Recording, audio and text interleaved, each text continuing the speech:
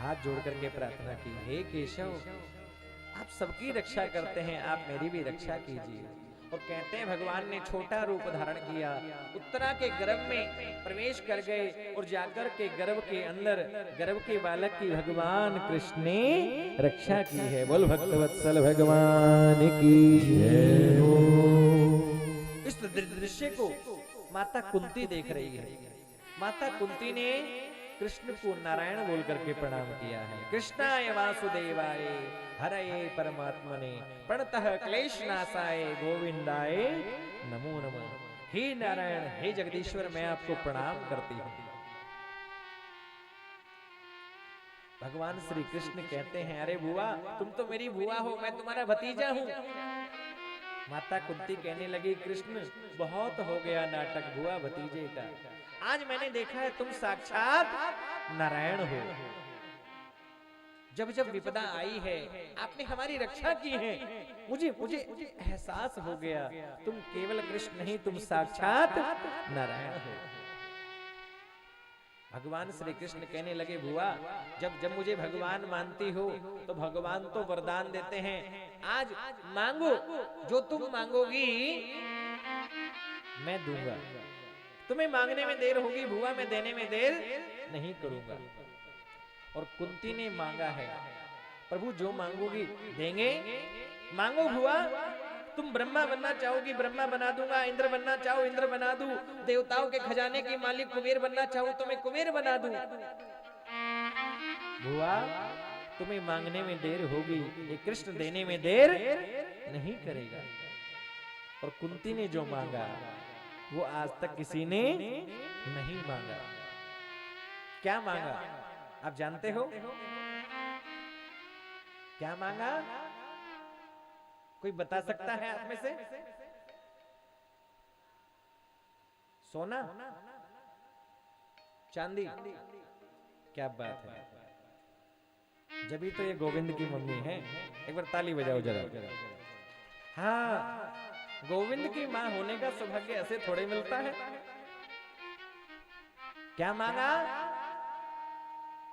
कि विपदः सन्तु न शश्वत तत्र तत्र जगद गुरु भवतो दर्शनम यस्यात् ने पुनर्भव दर्शनम। हे प्रभु, देना हो तो दुख प्रदान करें, विपत्ति प्रदान करें। क्या मांगा? दुख मांगा है। भगवान कहने लगे, अरे बुआ, दुख भोगते भोगते पेट नहीं भरा? नहीं प्रभु, क्योंकि जब जब दुख आता है तो तुम्हारी याद आती है। क्योंकि लिखा है, बताओ, दुख में भगवान की याद ज्यादा आती है कि सुख में? बताओ। क्योंकि लिखा है कि दुख में सुमिरन सब करे, सुख में करे ना कोई, जो सुख में सुमिरन करे दुख काहे को होए। बुआ, अरे दुख भोगते भोगते तुम्हारा पेट नहीं भरा। बुआ को गले से भगवान कृष्ण ने लगाया है। बुआ, मेरे शरण में आकर के दुख अब तुम्हें नहीं मिलेगा। पांचों पांडवों को भगवान ने आशीर्वाद प्रदान किया है। सुभद्रा दौड़ी आई है, सुभद्रा को भगवान ने आशीर्वाद प्रदान किया है। सुभद्रा से कहा वरदान मांगो। सुभद्रा ने कहा, हे प्रभु, मेरा मन आपके चरणों में भी लग जाए। प्राण प्रयाण समय कफवात पित्तै कंठा वरोधन विधो स्मरणम कुतस्ते। बोले जरूरी नहीं बुढ़ापे में भजन करने का मन करेगा, मैं चाहती हूं मेरा मन आपके चरणों में लग जाए। सुभद्रा को भगवान ने आशीर्वाद प्रदान किया है। बोल भक्तवत्सल भगवान की हो। भगवान ने आशीर्वाद प्रदान किया है। आगे की कथा में सूत जी सोनकाद ऋषियों को सुनाते हैं। युधिष्ठिर जी मन में बड़े दुखी हैं और सोच रहे हैं, कुरुक्षेत्र की भूमि अपने महल में बैठे हैं युधिष्ठिर जी महाराज, रात्रि का समय है, दुखी हो रहे हैं। कृष्ण पास में गए हैं, हे महाराज युधिष्ठिर, क्या हुआ, क्यों रोते हो, क्या दुख है? युधिष्ठिर जी कहने लगे, हे केशव, मेरी इस राजपाट के सत्ता के लालच के कारण कितने ही माताओं की गोद सुनी हो गई, कितनी बहनें विधवा हो गई। आज ये कुरुक्षेत्र की भूमि ऐसी लगती है जैसे कोई बहुत बड़ा शमशान हो। आज कितनी माताओं की गोद सुनी हो गई, कितनी बहनें विधवा हो गई। ये खून की नदी बह रही है, चिताएं चारों तरफ जल रही है। इस सब मेरे राजपाट सत्ता के लालच के कारण हुआ। भगवान श्री कृष्ण कहते हैं, हे युधिष्ठिर जी, ये आपके कारण नहीं हुआ, ये तो सबको अपने अपने कर्मों का फल मिला है। व्यक्ति जैसा करता है उसे वैसा ही फल प्राप्त होता है। कोई किसी को सुख नहीं देता, कोई किसी को दुख नहीं देता। कर्म प्रधान विश्व रच राखा, जो जस करहि सो तस फल चाखा। जो जैसा करता है वैसा फल मिलता है। युधिष्ठिर जी को पूरी रात समझाया, लेकिन युधिष्ठिर जी के बात समझ में नहीं आई।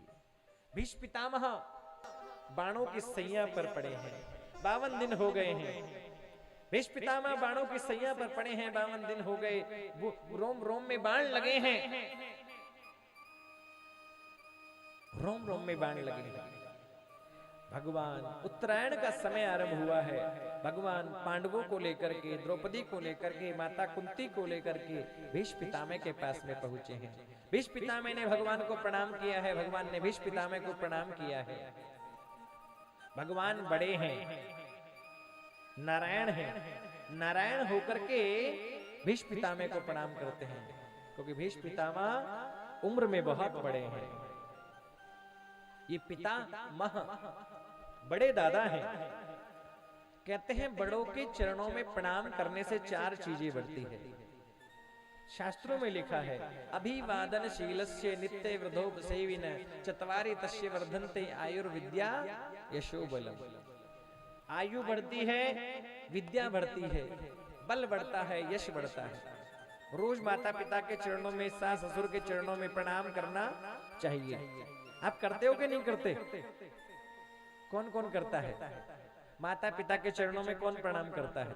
सास ससुर के चरणों में कौन करता है? ये करती है बहन जी। उठाओ हाथ एक बार जरा, जो करते हैं। 1 2 3 4 5 6 7 8 9 10 11।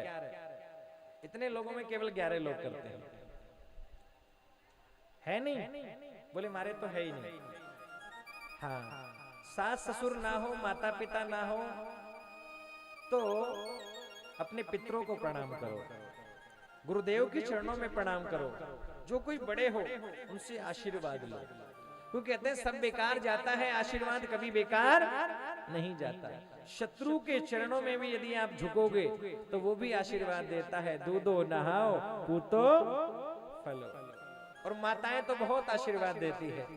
जब मैं देखता हूँ कई बार कोई बहू माँ जी के चरण दबाती है तो मन मन में बहुत सारा आशीर्वाद देती है, और वो धीरे धीरे धीरे ऐसे ऐसे चरण दबाती है, बहुत आशीर्वाद मिलता है। सब बेकार जाता है, आशीर्वाद बेकार कभी नहीं जाता।